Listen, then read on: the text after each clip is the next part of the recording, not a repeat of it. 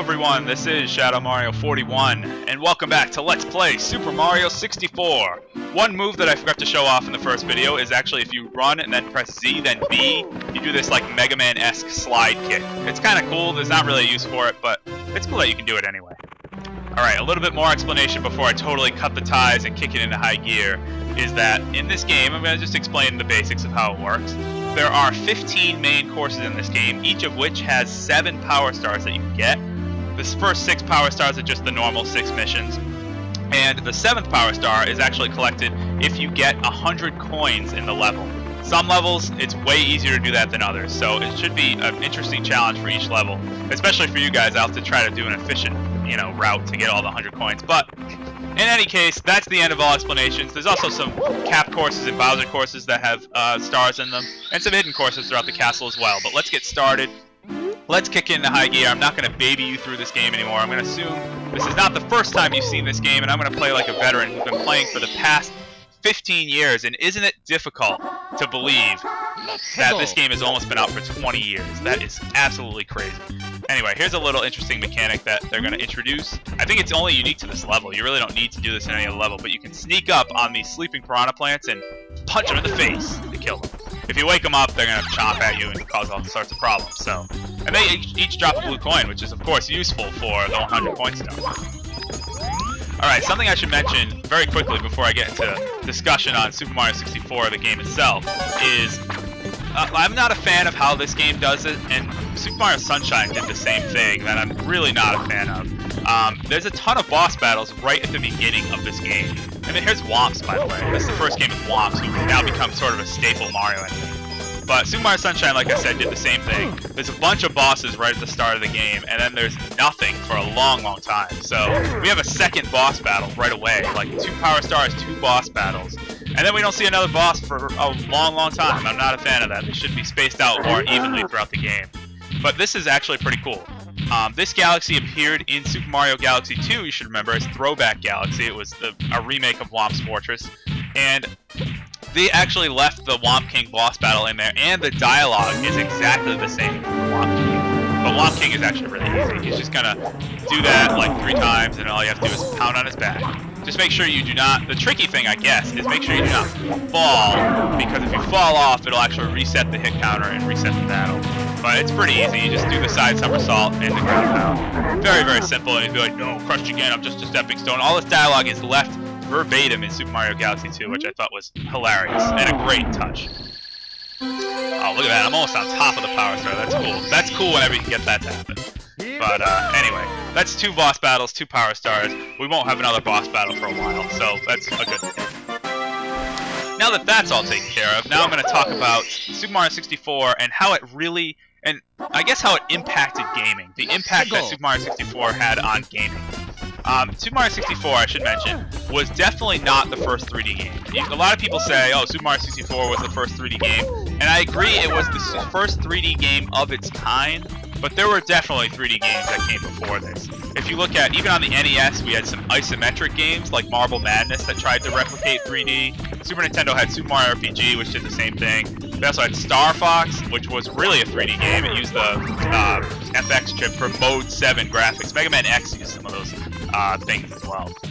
Or X2, I think, used Mode 7. They were like, oh my god, Mode 7. But anyway, and yeah, there were other 3D games as well. Let's see, on Sega CD, they had a bunch of those point-and-click games. There's also a bunch of live-action games with, like, this full-motion video, which was crappy. Nintendo's own Virtual Boy tried to replicate 3D and virtual reality. It did a horrible job. I have a Virtual Boy, actually. I'm looking right at it as we speak, and it's terrible. I would never recommend getting one unless for a collector's item, but it's pretty funny. I do have a Virtual Boy, and it works. It works. I can play Mario's Tennis and Mario Clash on it all day. And it's just not fun at all. It just gives you a headache. Oh yeah, 3 power stars means you can open some more doors. Don't need that right now, though, going back into Womp's Fortress. And we had some PC games, too, like Doom tried to replicate 3D and was not really a 3D game. It was like a 3D rendered environments, but all the sprites and stuff were 2D. All the enemies and the player sprite. But still, so Super Mario 64, I should say, was the first 3D game. Definitely not the first 3D game. There are people trying to do 3D for a long, long time before this game. But if you look at this game compared to the 3D games that came before it, it is clear that this game sits head and shoulders above those in terms of a 3D world. True that many of the shapes and objects in this game are hollow, like a lot of these platforms are just, you know, some textures that are designed to make a block. Not, you know, there's not anything between this structure. This is totally a hollow fortress of Womp's Fortress, but, you know, it's totally a 3D free-roaming environment, something that we really haven't seen up to this point. I cite games like the Elder Scrolls series. It's hard to imagine, you know, nowadays we have these games like Skyrim and Oblivion and Morrowind, and other games too, Red Dead Redemption and things like that. These massive free-roaming games, and it's just like, oh yeah, it's free-roaming, whatever. You know, no big deal. You can just go wherever you want. Of course you can go wherever you want. Why wouldn't you be able to go wherever you want? But and it's hard to put yourself in the shoes of a gamer in the 90s, especially when this game first came out, but this was a totally new concept. These big levels where you could just roam around wherever you want. It's totally new. And like I said, nowadays with those big open world games, Fallout is another example, we just take that totally for granted, this big 3D environment, but this was the first game to really do that, which is really, really interesting. Let me grab this red coin. I don't want to fall off this stupid platform. Now there's another red coin down there. I don't really care about the free life. You only need free lives if you die, right? Okay. So, yeah, Super Mario 64, totally new, totally revolutionary, and the thing that really set it apart, I have to say, because any game could have come along and been in a 3D environment. I'm not saying, because without Super Mario 64, it's not like, oh, Super Mario 64 didn't exist, 3D games wouldn't exist. Now, someone would have probably come along and made something similar and made 3D games, and 3D games probably wouldn't be the same as today, but would definitely exist. I mean, it's kind of foolish to say that Super Mario 64, you know, made 3D gaming possible. It definitely did in you know, our history, I guess, but, you know, someone else would have come along and made a 3D game eventually. But the thing that really sets Super Mario 64 above the rest is the controller, and that fact that the N64 controller was entirely designed around Super Mario 64, and it really shows too when you play this game. I think the fatal flaw with Super Mario 64 3D, or not 3D, Super Mario 64 DS, sorry, I'm using the 3D thing with all the, you know, Super Mario 3D Land and Super Mario 3D World and Ocarina of Time 3D, but no, this was Super Mario 64 DS was the remake on the DS, launch title for the DS. And the fatal flaw of that, oh, we gotta use the owl in this one, this is kind of cool, was that the control scheme was not suited for Super Mario 64. The DS only had a D-pad, and using the D-pad was not very good. You could tell the controller was very, very stiff for Super Mario 64, and it didn't give that same, you know, sense of adventure and free-roaming control that you had with the original here. And, you know, all you have to do is fall into the caged owl. That's a really fast power star to get. Although I didn't realize when you were a kid that you could control the owl. I would jump onto the owl, and the owl would just like fly off into the abyss, and I'd be like, "Where are you going? Turn around, this power star!" And I didn't know that you could actually control him with the analog stick. But anyway, all that aside, yeah, Mario 64 really just came along and was like, no, we're just gonna be the king of 3D games now. So yeah. But look at the controller. Look at the N64 controller. It is a weird design if you look at it. It doesn't make any sense. It's big, clunky. It's not suited for very many games. But you have to admit, when you play Super Mario 64 on the N64, it controls beautifully. It is absolutely a wonderful control scheme. There's the power star right up there. So, the controller, and Nintendo actually did design the controller of the N64 totally around Super Mario 64. So that you have the A and B button layout. You know, you can press B with the upper part of your thumb and A with the lower part of your thumb. You can use the C buttons to control the camera beautifully.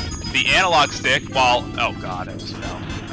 While, you know, you could say nowadays it's a flimsy analog stick, especially if you've been playing Mario Party and your analog stick is worn out. It's a little flimsy to design. Yes, it is a little, you know, not as precise as you'd think, but it controls Mario in this game like a charm. And without the analog stick, like imagine trying to play this with a D-pad. Actually, you can just play Super Mario 64 DS, and if you play it with a D-pad, you can clearly see it doesn't have the same feel to it. And I believe that was a huge key of what made this game successful, was the controller and how well the controller is suited to this game. Now I gotta get all of the red coins. Or not the red coins. Get the 100 coins to get the 100 coin star. Should have probably snuck up on this guy. That'll be 5 right there. Cool. So yeah, there were plenty of attempts at 3D before Super Mario 64, but if you look at Mario 64, it stands head and shoulders above other 3D games before it. And that's why I can say that it revolutionized 3D gaming. I think it's, you know, it's not really an uncommon opinion to say Mario 64 is what revolutionized 3D gaming. If you look at it with its intelligent, another thing, its intelligent camera system. The camera must have been a huge challenge because, I mean, I think I've read interviews and stuff where they say the camera was by far the biggest challenge of this game. There was nothing like this before, so how are we going to design the camera? Would we make it, you know, an over-the-shoulder view of Mario? Would you make it a fixed perspective? Would you make it a bird's eye view? No one really knew what to do because there was nothing before this. No one really attempted anything like this before. So, you know, how do you make the camera? And they really did make an intelligent camera system that works out unbelievably well, and especially for, you know, being the first game like this, it is absolutely phenomenal what they did with the camera system. So I have to give them major props on that because the camera is fantastic. Actually, let me use this. Yeah, I'll use it again. Trying to collect 100 coins. What I should do in the future, and what I'll probably do now, is just combine the red coins mission with the 100 coins, so I don't have to go back into a level and take more time. I barely cleared that. Alright, we don't need to get any stars. Just gonna go right over here and grab that switch. Get some blue coins. It's an easy 20 coin pickup. Throw that box, get 3 more. Well on my way to 100 coins. Where'd this coin go? Get over here. Okay. So yeah, Super Mario 64, clearly the king of 3D games at the time. Really revolutionized 3D gaming. And I should say it was the first 3D game really on a home console that a lot of people own. You know, granted, the PlayStation came out, and the PlayStation did ultimately surpass the Nintendo 64 like by a mile. And it was out for a while. Crash Bandicoot came out actually, I think, just a few months after Super Mario 64 and challenged this game in terms of 3D platforming. But even so, I might be a little biased in saying this because I'm a Mario fan, but if you look at Crash Bandicoot, it really didn't have free roaming 3D. It was very linear in its design. You know, the levels obviously were 3D. You can't say they weren't 3D, but definitely not the same way that Super Mario 64 really put the player into a 3D environment. And, you know, playing this game when I was 6, like I said, this game was 5 when I first came out. I was born in 1991. First played it when I was 6 years old. It was just like the greatest thing I've ever seen. It totally blew me away. There was nothing else even close to this game out there at the time. Oh, here's my 100 coins. Here we go, and on the 100th coin, a Power Star. Here we go. But I should mention that when you get the 100 coin star, it actually does not, oh yeah, that's just a little message that says you've got 8 power stars, you can actually do stuff, more stuff now. But anyway, it actually doesn't exit you from the level. You actually do have to get one of the main 6 power stars to exit the level. That's why I think from now on I'm going to combine the 8 red coins star with the 100 coin star, because you end up kind of fulfilling both anyway. You have to oh wow, I got smacked in the face by a bullet bill. This is actually the first and only, I shouldn't say the first. It is, I guess, the first and only. But that's a poor way of describing it. The only appearance of bullet bills in this game. Kind of a common Mario enemy gets the shaft in this game. They don't really appear that much.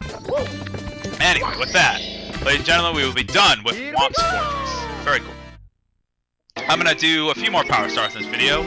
And yes, we'll get a ton of coins for our high score. Exactly, 101. Very cool. Alright, so let's go back out here. So, if you guys have anything to add to the discussion of how Super Mario 64 revolutionized gaming and how you felt when Super Mario 64 first came out, please do so in the comments.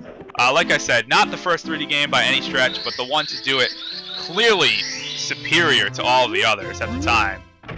And it's just a phenomenal game from beginning to end. Here's a little secret. This is Peach's secret slide. Everyone should know about this. Go in here. There's a little hidden switch over here. And there's actually 2 power stars to get on the slide. I actually didn't know that for the longest time. But if you finish this course under 21 seconds, a second power star will actually appear. So that's pretty cool. I'm going to try to do that right on the first go. And that should be it's actually not that hard. It seems like it would be really difficult, but it's not that hard. I might cut it a little close here. 19, 20, 21. No, not quite there. But I'll do it on the next attempt. You have to do this twice anyway, because there's 1 power star just for finishing it, and then another one for 21 seconds and under. So I'm gonna really try to do that this time around. There we go. One of the castle's secret stars. Like I said, there's a bunch of hidden stars around Princess Peach's castle, which is pretty cool. Alright, one more power star to make it an even 10 when we call it a day. Not bad. See, 9 power stars per video. If I could do that, this would go by pretty quickly. But no, I have to say, it was so cool, even discovering all the secrets in this game, because I didn't know, you know, when the game first came out, no one knew their way around every course. No one knew about Peach's secret slide. You know, they just go in there and be like, what the hell is this empty room all about?